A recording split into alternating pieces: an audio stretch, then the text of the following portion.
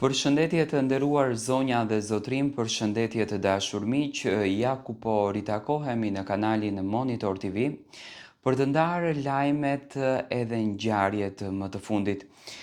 Ngjarja e ndodhur në Fier ku 3 adoleshente dhunonin një bashkëmoshataren e tyre, disa video që në fakt na kanë shqetësuar me atë që është parë në ato video, kanë bërë që të reagojnë edhe personazhet publik, ku ndërto personazhi i cili e ka ngritur më së shumti zërin në fakt ka qenë Luiz Eli, i cili ka bërë një postim në rrjetet sociale.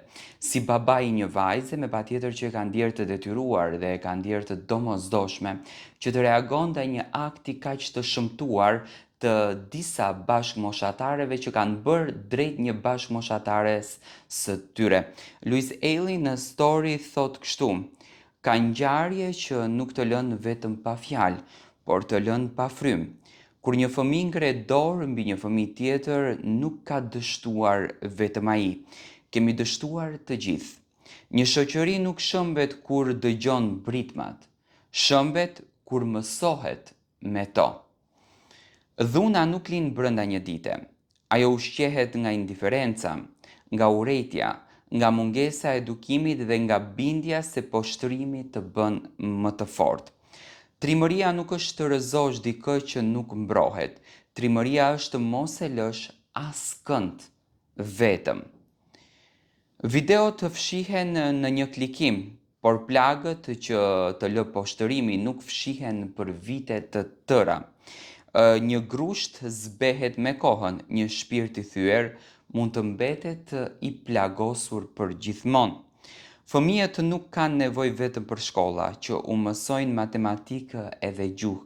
Kanë nevojë për familje, mësues dhe një shoqëri që u mëson çfarë do të thotë që të jesh njeri. Mos e ndani këtë histori vetëm për t'u indinjuar, ndajeni që të mos të përsëritet më. Një komb nuk bëhet i madh nga studimet apo sheshet që mbush, por nga fëmijët që arrin të mbrojë. Dhuna nuk është kur forcë, forca është ta ndalosh atë.